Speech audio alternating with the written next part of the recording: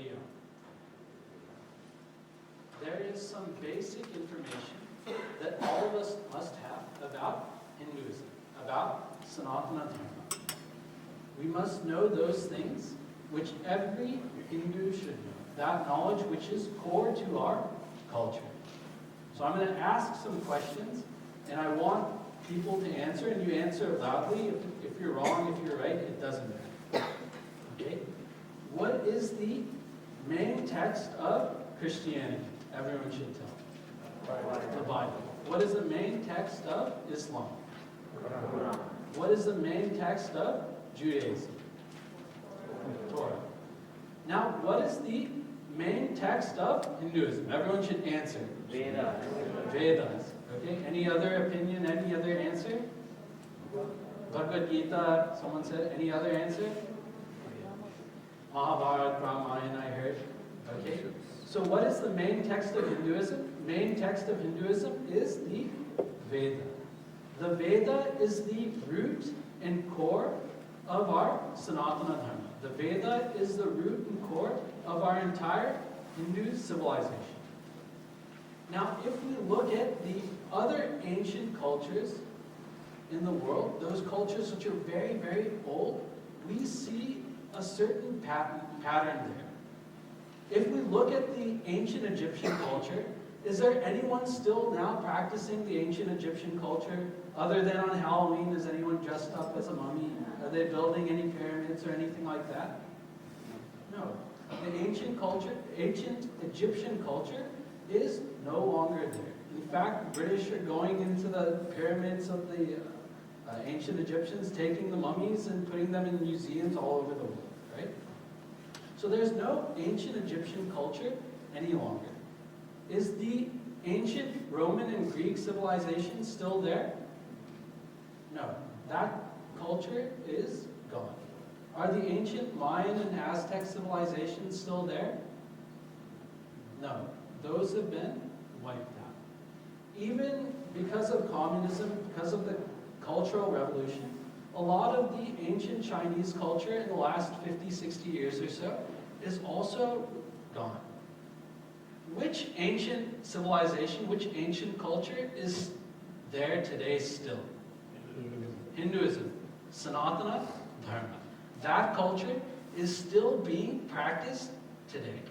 When every other culture seems to just come and go as a matter of time, like waves coming up onto the beach and going back, it is still our ancient Hindu culture, our ancient Sanatana Dharma, which is still there. Now, what things have happened to the other cultures that made them go away? You can answer. What things happened to the other cultures?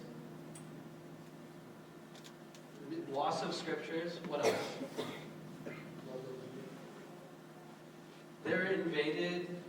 Diseases came and wiped them out and everything. So, like you see with the Mayan and Aztecs, right? Invasions came and wiped those cultures out. Is it true or not? Now let me ask a question. Has India ever been invaded? Oh my God. Has any country, has any civilization been invaded more? First, Alexandria came such a long time ago. Then Persians, Mughals, Arabs, Turks. Then who came? Dutch, French, British. Even the Chinese have invaded India at some point of its culture. So, what is it about India, what is it about Sanatana Dharma, where when every other culture gets invaded, those cultures disappear, but our culture is still there? Even if invasions come, even if diseases come, whatever comes, we are still there. What is it about our culture that makes it so that we are still there? What has been there at the beginning of our culture, and what is still there now also? It is the Veda.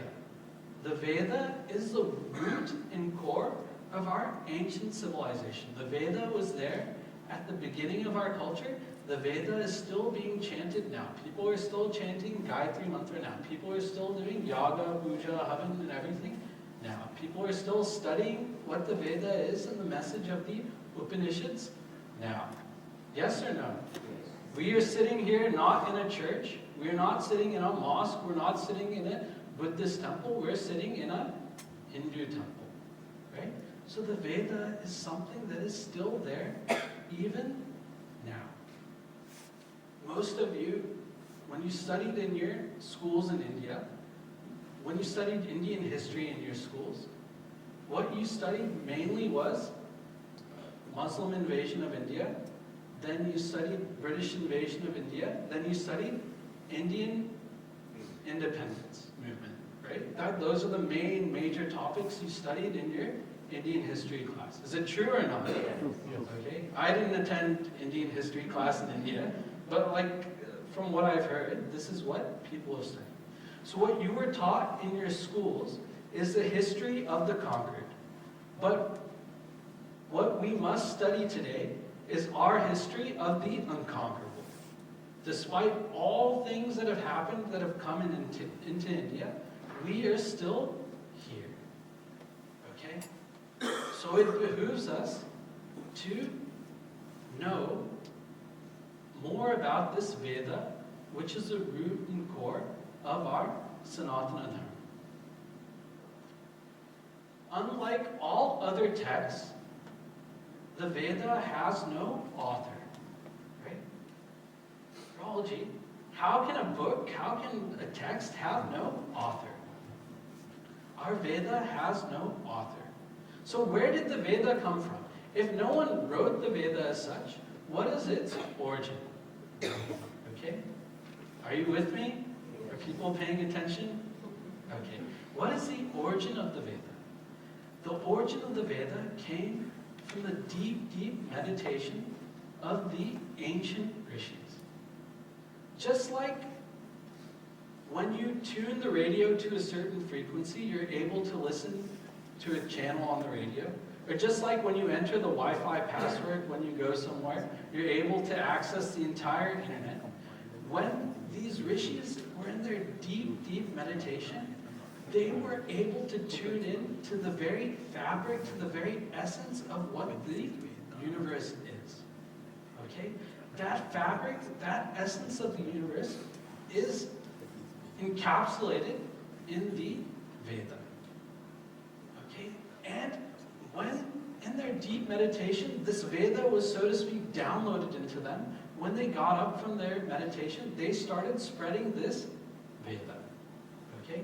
So this Veda is intuited from the deep meditations of the rishis. It is not their own unique invention. It is not their own idea that they're giving out. It is the very fabric of the universe itself, and then they're spreading that information to the other people around. Upon waking up from their meditation, when they spread these mantras, the rishis, a long time ago, they never wrote these mantras down. Okay, those verses in the Veda are called as mantras. So the rishis never wrote these mantras down, but they passed them down in an oral tradition, right? From generation, the mothers and fathers would pass these down to their children, and they would pass those mantras down to their children, and so on and so forth. So this is how the Veda was spread. It was not written down. It was spread from generation to generation. So point number one, Vedas have no author. They were gotten from the meditations of the rishis. Point number two, Vedas a long time ago were not written down. They were spread from generation to generation. Now point number three, it's not that every single family, that every single person had to memorize the whole entire Veda. Okay? That would have been too much. Each family had its own part of the Veda to memorize. Okay? So not everyone had to memorize the entire thing. Each family had its own part, and that part would be passed down from generation to generation. Okay? That's another important point. So that's point number three. Now point number four. Point number four is, in the Vedas, the emphasis, what is being worshipped in the Vedas, is nature. Vedas are very much focused on worshipping nature as God, right? So there's a worship of the 5 elements, which is highly emphasized on the Veda. What are the 5 elements? Space, air, fire, water, and earth. So in different ways through the Veda, all these elements, all of nature was being worshipped. So when we do Gayatri Mantra Japa, we're worshipping the sun. When we're doing havans, in a way, we're worshipping the fire. When we go on yatras, we're worshipping those mountains, those rivers, those holy places. So worshipping the earth and the water also. Okay, so that's point number 4. Okay, everyone still with me? People look a little bit bored, but I assure you, this is all very important information. As time went on, as people were practicing the Veda, India is a very rich and bountiful place, right? And a lot of good nature, a lot of good farmland. So naturally what happens is when you're living in such a rich, cultivatable place, what happens is the population grows, right? Population grows and grows and expands. And as the population expanded, the society became more complicated. The society became more complex, right? And as society becomes more complex, do people become more distracted or less distracted? People become more distracted. We can see that in the last 100 years, we can see that in the last 10 years, right? About 100 years ago, or a little longer, the radio was invented. So people started going and listening next to the radio. They started spending more and more of their time doing that than on doing whatever their duties were. Then when television was invented, people started spending hours and hours just watching television. Then when internet is invented, how many hours a day do you spend on the internet in front of a computer screen? Then when iPhone is invented, how distracted have we become because of iPhone? It's a weapon of mass distraction, right? Every time that iPhone dings or whatever, we are like compelled, we have an almost Pavlovian instinct to go look at that iPhone, right? So as the society becomes more advanced, people become more and more distracted, right? Distraction, it seems like a very harmless thing. But actually, distraction can be very destructive in a way.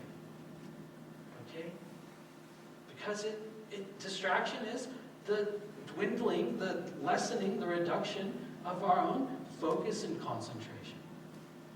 When we're more distracted, we have 3 problems. Okay? The more distracted we are, we get 3 problems. The first problem is that we have difficulty in remembering things. Okay? We have much more difficulty in remembering things.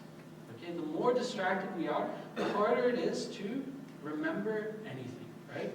Like if we're distracted right now looking at our iPhone or whatever right now, I'm sure statistically one person must be looking at their phone right now in this room. You know? If you're looking at your phone right now, and I ask you to tell me, what did I say in the class last week, then it'll be difficult for you to tell me that, right? So first problem is problem of memory.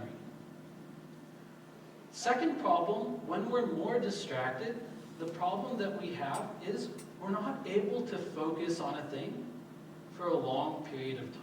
Our concentration goes away. Maybe for 5-10 minutes we're able to keep a very sharp focus of whatever we're looking at, listening to, or looking at. But after that time, our focus goes down and down, right? So second problem is lack of focus. The focus goes down when we're more distracted. The third problem that we get when we're distracted is that our ability to understand things goes down. We're not able to understand the deeper meanings and intuitions of what the message that's being presented. So what is the first problem? Memory. What is the second problem? Focus. And what is the third problem? Understanding. Lack of understanding. Okay? So our own experiences tells us that all these things are true. I'm sure you're able to relate to these 3 problems. Now this poses a problem for any society. For a very long time, how was the Veda passed down? It was passed down orally, from generation to generation. What is the first problem caused by distraction? Memory, right? So parents, they start forgetting the Veda, their portion of the Veda. They start pronouncing some things incorrectly in the Veda. And when they pass it down to their children, are the children getting what is correct? No. And over time, as people become more distracted and more forgetful, those children also start forgetting their part of the Veda, right? And when they pass it down to their children, what happens? Those children are also not able to remember. So after several generations of people continuously forgetting the Veda, what will happen to the Veda? It'll get completely forgotten. And if the Veda is forgotten, what happens to Sanatana Dharma? It goes away, right? Sanatana Dharma gets destroyed, right? So this problem of forgetfulness causes forgetting of the Veda and then causes the destruction of the entire culture and civilization. One person, actually not a person, one Yuga Purusha, one great soul of the ages, came to fix and solve this problem, this severe issue that's there. Who is this great personality? Bhagwan Vedvyas. Okay? Bhagwan Vedvyas came to solve this problem of people starting to forget the Veda. Right? So what did Bhagwan Vedvyasji do? Bhagwan Vedvyasji, understanding that people were eventually going to forget the Veda, he went around all of India to each and every family that had a different part of the Veda. And he took each part of the Veda and recorded it down and wrote it down, right? And because Bhagwan Vedvyasji wrote down all the parts of the Veda, we still have that today. It's much easier to remember something that's written down rather than something that's just repeated to you, right? So Bhagwan Vedvyasji solved this first problem of distraction, of memory loss, by writing down the Veda. Okay, Bhagwan Vedvyasji ensured that the Veda would not be lost. Okay? So, what was this? The first problem, memory loss, solved by writing down the Veda. We're very thankful to Bhagwan Vedvyasji for solving this. Now, second problem is there. What was the second problem? Focus. Lack of focus, right? Lack of focus is also a big problem. In the Vedas, what was the main thing that they worshipped? Nature, right? The 5 elements, right? Now, nature is something that you see all the time, wherever you are, right? And as such, when people were losing focus, they were not able to focus on something so abstract as nature. They were not able to relate to it on a personal level, okay? So people were not, that love in people's heart was not coming because they had a more difficult time focusing on nature as something to worship. So Bhagwan Vedvyasji solved this problem also. Bhagwan Vedvyasji composed the Puranas. Everyone knows what Puranas are? Puranas are those ancient history and stories of the Lord which describe the Lord in a very elaborate kind of way. They describe the Lord in the form of a person with all kinds of ornaments and give stories of the Lord also. Okay? So it makes the Lord more relatable, something that we want to worship. Right? So it's much easier to worship Lord Shiva like when he's in a similar kind of form as a person, or Lord Vishnu, or Mother, or Lord Rama, or Lord Krishna. All of these are much more easy to worship when it's in the form of a person, because it's something that we can relate to. A story is given, telling all the wonderful things that the Lord has done. And that becomes much easier to focus on for the distracted human mind than just focusing on nature, than just focusing on mountains or rivers. So Bhagwan Vedvyasji solved this problem of lack of focus by writing those wonderful stories in the Puranas that are easier for our mind to attach to and to focus upon. Right? So Bhagavan Vedyasji solved the problem of memory by recording, by writing down the Veda. Bhagavan Vedyasji solved the problem of lack of focus, lack of attention, by writing the Puranas also. Now, what is the third problem caused by distraction? Lack of understanding. Right? The Vedas are written in kind of a difficult Sanskrit, a very old Sanskrit, and a lot of the things in the Vedas are very, very mystical. They have a very symbolic kind of meaning.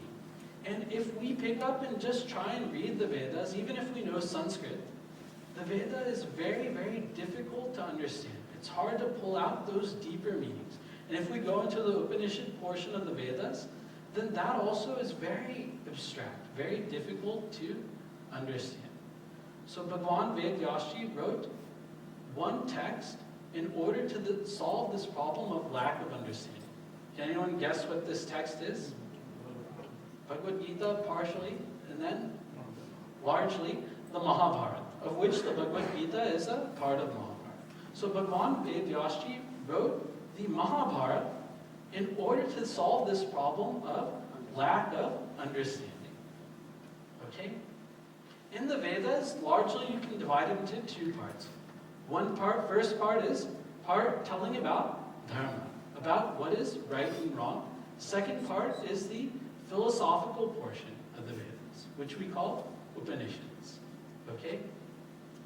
Now, Mahabharata tells us what is right and wrong through the stories. See, Bhagavan Vedyasji, what he could have done was say, okay, if you want to teach about right and wrong, one thing you can do is just say, number 1, do this. Number 2, don't do this. Number 3, in this situation, you go there and do this. But Bhagavan Vedyasji was a much more special person with a deeper understanding of the human psychology. Instead of just giving a list of do's and don'ts to explain what is right and wrong, Bhagavan Vedyasji wrote the Mahabharata, the history of the Pandavas and Kauravas. So instead of giving a list of do's and don'ts, Bhagavan Vedyasji explained what is right and wrong through very complex, very wonderful characters, such as Yudhishthira. From Yudhishthira, for the most part, we see what is the right thing to do. From Yudhishthira and the rest of Pandavas. Through the Kauravas, through Duryodhana, we see what is the wrong thing to do, right? We see what is the wrong thing to do. And from other characters like Bhishma and Karna and Drona, we see a more complicated way to see what is right and wrong. So in order to make it entertaining, in order to make it easy for people to understand, Bhagavan Vedyasji wrote the Mahabharata. The philosophical portion of the Veda, the Upanishads, that is taught in which part of Mahabharata? Bhagavad Gita, right? In Bhagavad Gita, Bhagavan Vedyasji wrote the Bhagavad Gita to explain the philosophical portion of the Veda. When we look at Bhagavad Gita, it is the most important thing that happens in Mahabharata. The title of Mahabharata signifies that Mahabharata war. Bhagavad Gita happens right at the beginning of that Mahabharata war. So Bhagavad Gita is given a very prominent place in Mahabharata, and the two most important characters in Mahabharata are the ones giving and listening to the Bhagavad Gita. Okay? So through the Mahabharata and through the Bhagavad Gita, Bhagavan Vedyasji is simplifying, making it easier to understand the Veda. Okay? So Bhagavan Vedyasji wrote the Veda in order to stop people from forgetting it, in order to solve the problem of decreasing memory. Bhagavan Vedyasji wrote the Puranas, the stories of gods, in order to give people something more to focus upon. And Bhagavan Vedyasji wrote the Mahabharata in order that people could understand the Veda more deeply, that people would be able to understand it at all, because Vedas became difficult to understand. Okay? Everyone is with me? Yes. Yes. Okay? So now let's go to another part. Who can tell me how many Vedas there are? 4. Any other answer? No. There are 4 Vedas. But actually, there's really only one Veda. Oh gee, one Veda? Only one Veda that has been divided into 4 parts. Okay? These 4 parts are the Rig Veda, the Yajur Veda, Sama Veda, and Atharva Veda. Not other Veda, Atharva Veda. Okay? So Rig, Yajur Veda, Sama Veda, and Atharva Veda. Now, the question you should ask is, why are the Vedas divided into 4 parts anyway? If there's just one Veda, why divide it into 4 parts? So, the reason for dividing into 4 parts is because of the different formats of different parts of the Veda. Okay? So Bhagwan Vedyashi was an expert, among many other things, in pattern recognition. So as he was going through different parts of the Vedas, he saw different patterns in how the mantras could be organized. In the Rig Veda, what you find mainly are those mantras which are in poetry format, in a poetic format. They have a meter, they have a chandas, okay?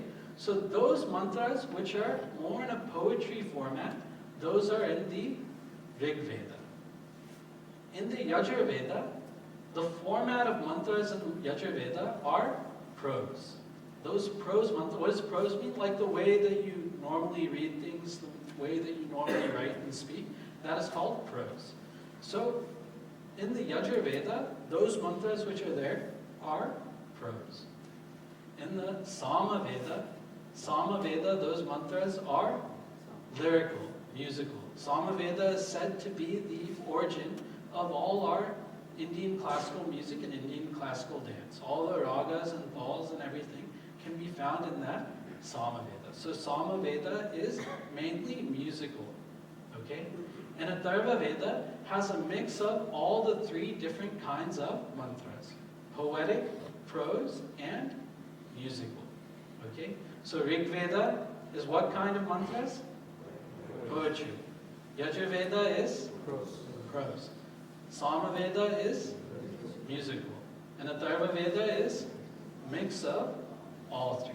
So based on the format of the mantras, the Veda was divided into Rig, Yajur, Sama, and Atharva. Okay? Now, format is one way to divide the Vedas. Another way is by content. Okay? So in each Veda, you'll see 3 sections. Okay? Sometimes people say 4, sometimes people say 2, but for our purposes today, we'll just say there are 3 portions of each Veda. So Rig Veda will have 3 portions, Yajur Veda will have 3 portions, and so on. All of them will have these 3 different portions. What are these 3 portions? First portion is called Karma Kanda, or Karma portion.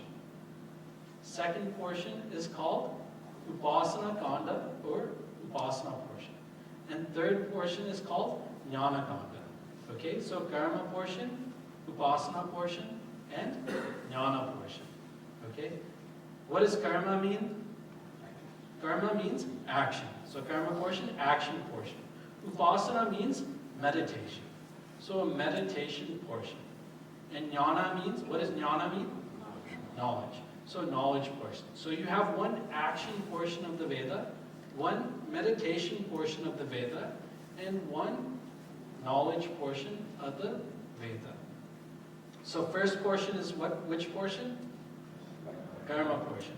So in karma portion, you'll see how to do the various rituals that you see in the Veda. So karma portion will teach you what mantras should you chant and what actions should you perform while you're chanting those mantras.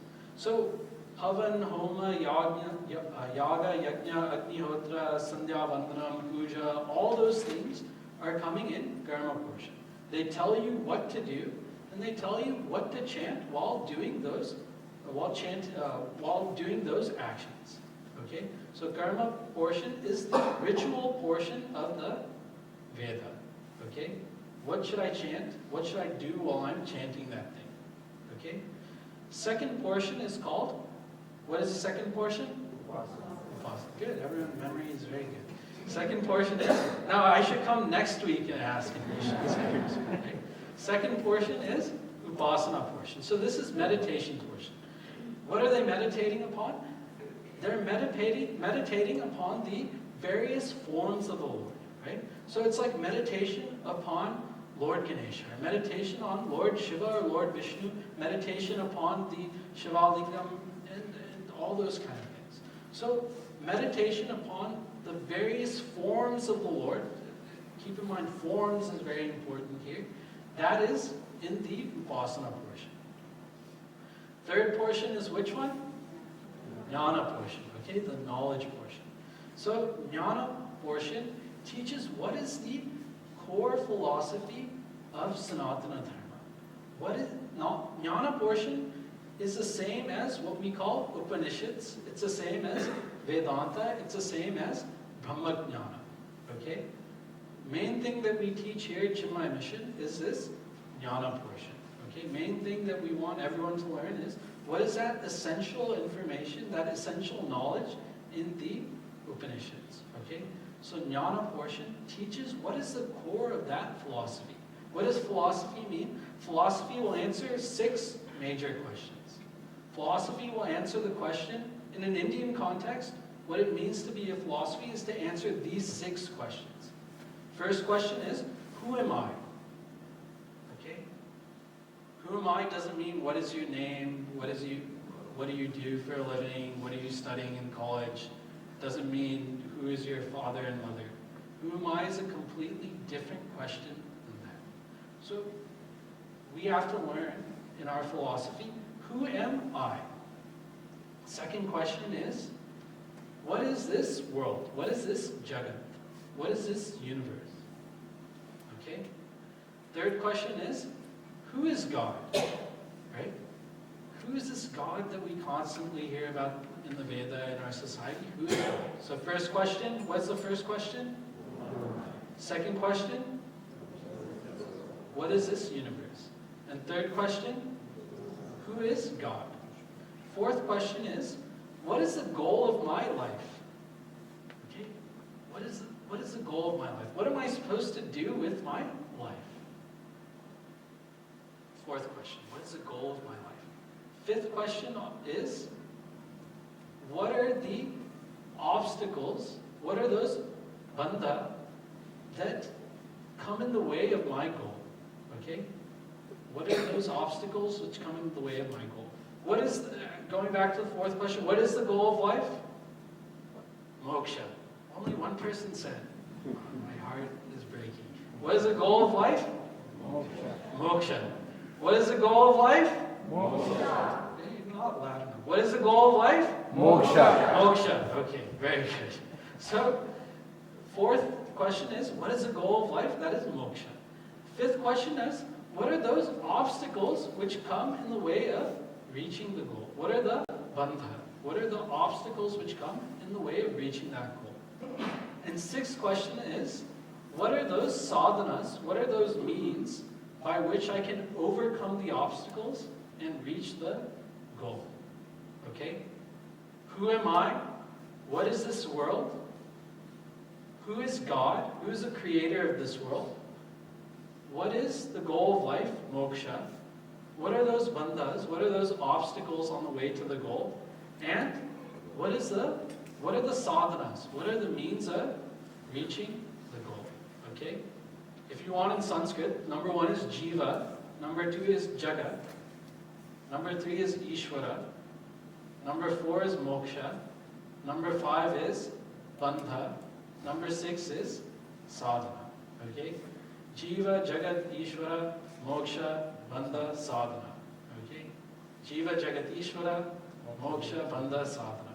Okay? These are the 6 main questions you have to answer in order to be a philosophy in Indian philosophies. If you answer only 5 of these questions, you're not eligible to be a philosophy in India. The door is closed for you. Okay? So you have to answer these 6 questions. This is what jnana portion. Rahul, this is all interesting information and data and stuff, but I want to know one thing. What's in it for me? Okay? W-I-I-F-M, WIFM. We should, before undertaking any endeavor or anything, we should ask this question. What's in it for me? If I practice the karma portion of the Veda, I should ask this question, what's in it for me? What do I get out of it? If I practice the Upasana portion of the Veda, then what do I get out of it? And if I practice the Jnana portion of the Veda, then what do I get out of it? Okay? And what do I get out of it? What's in it for me becomes a more interesting question. Because what's in it for me in this life itself? And what's in it for me after I pass away? Okay? So Veda has to answer these questions. Even a fool won't do anything unless he knows what he's going to get out of it. Okay? So when we do the karma portion, what do I get in this life itself? What is the result that I get in this life itself, right? Like when you study for a test, when you study well for the test, what is the result that you get? An A or A+, good grades, right? So when I do the karma portion, when I do that karma portion very well, what do I get in this life? So when a person diligently chants and performs the rituals that are in the karma portion of the Veda, what do they get during this life itself? They get something called Chitta Shuddhi. Okay? Chitta means mind or heart. Shuddhi means purity. Okay? So for the one who practices the karma portion of the Veda very diligently, in life they get something called purity of heart, purity of mind. Okay? This person lets go of their very strong likes and dislikes. They let go of their kama, krodha, moha, lobha, mada, matsarya. Okay? If I describe each of these terms, it'll take too long. But basically, when one practices karma portion of the Veda, they become a very good, a very pure-hearted, a very kind person. And they let go of their desires, they let go of their anger, they let go of their greed, they let go of their wrong thinking and wrong ideas, they let go of their pride and jealousy.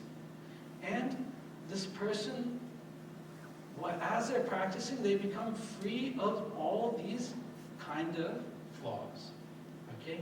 They just become a much more pure, better person. Okay? Oh, gee, that's interesting. Well, what happens to the person who practices karma portion?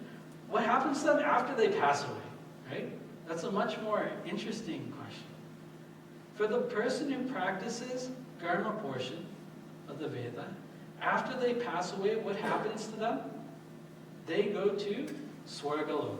So Veda says they go to Swargaloka. What is Swargaloka? Heaven. Okay? They go to the heaven. And in the heavens, for some time, they will enjoy there very much in the heavens. But this is not like the heaven in Christianity.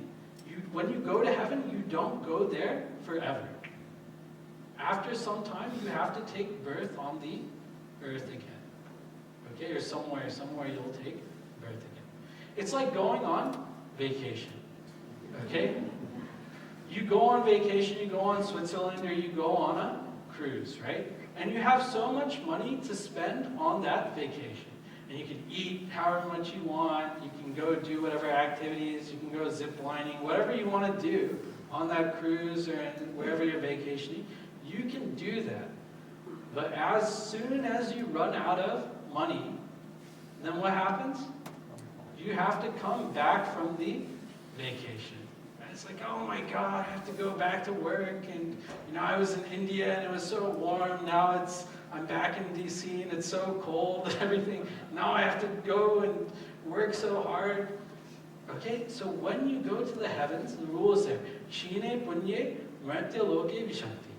As soon as your punya, as soon as your good deeds run out, you have to come back on this earth.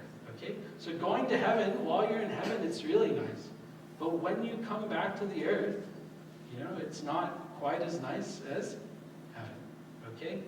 When you go to the heaven, what is heaven like? Here on earth, we have an earthly body. So let's say I want to eat ras malai or something, right? That first bite of ras malai, I feel very happy. Then I eat the whole ras malai.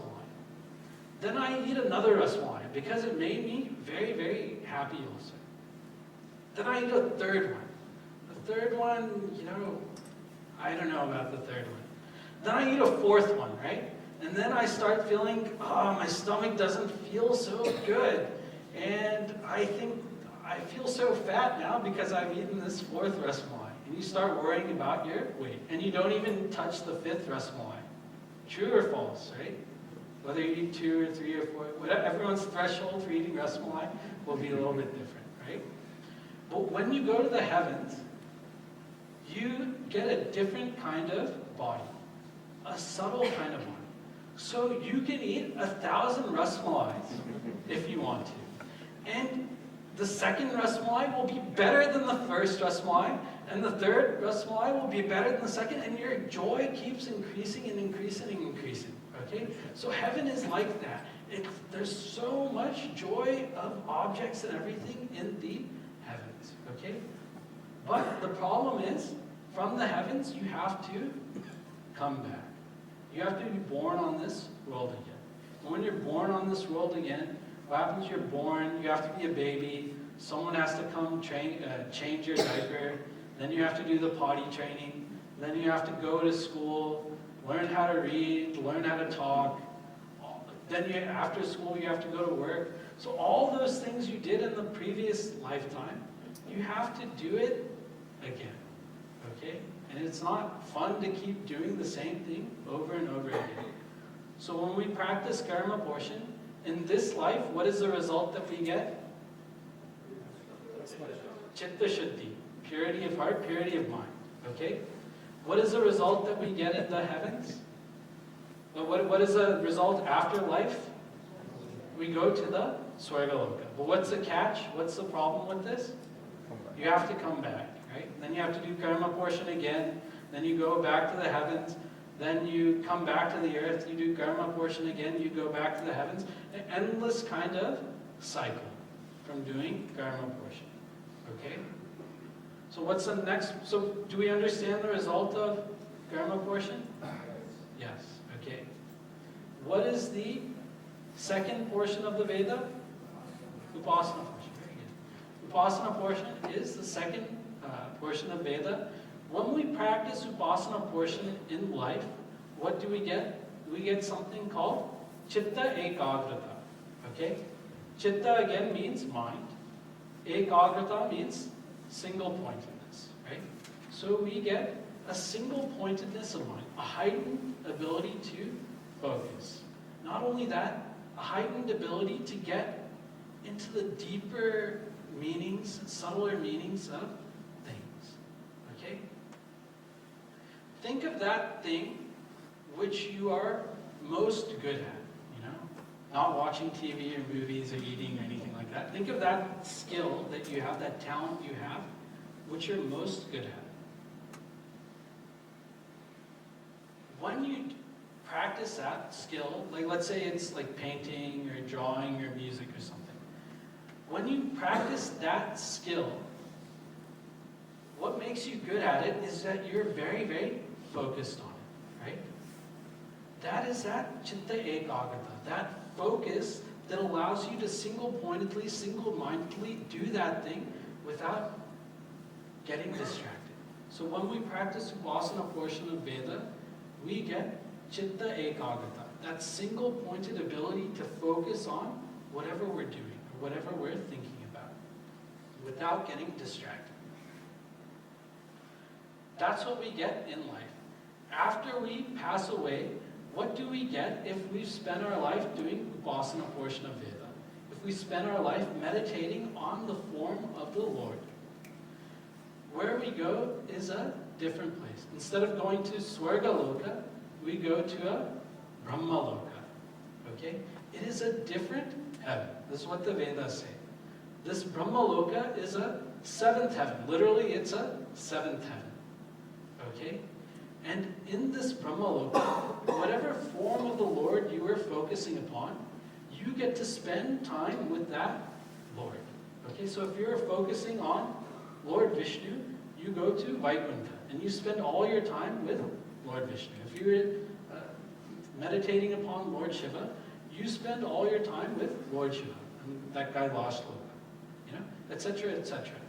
If you're focusing on Lord Rama, you go to that heaven known as Chitrakoot. Okay?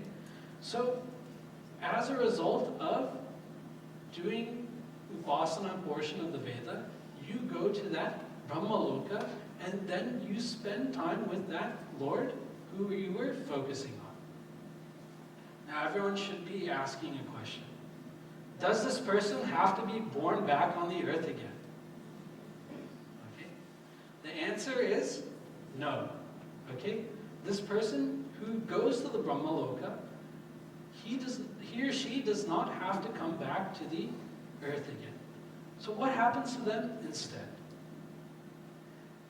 What happens to them is, at the end of the universe, when all the worlds are destroyed, at the very end of the universe, when Lord Shiva absorbs the universe back into him, what happens is, these people get something called Brahma Mukti. These people get moksha. Okay?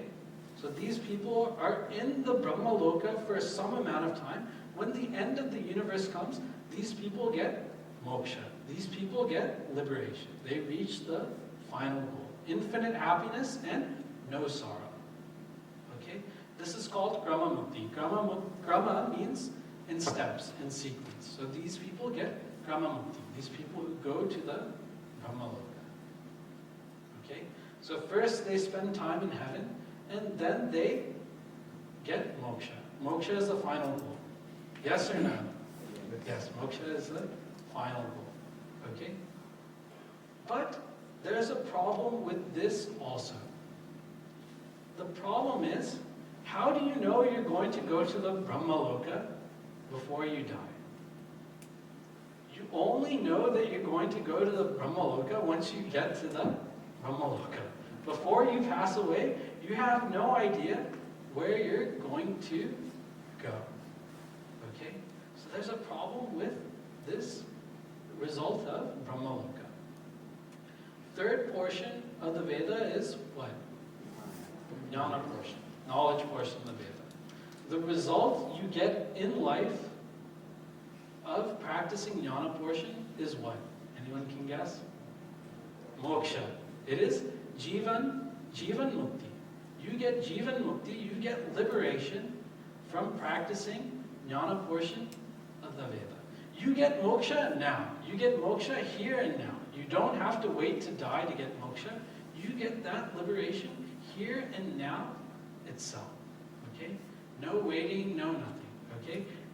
After you pass away, for the person who's gotten liberated, they totally merge and become one with God.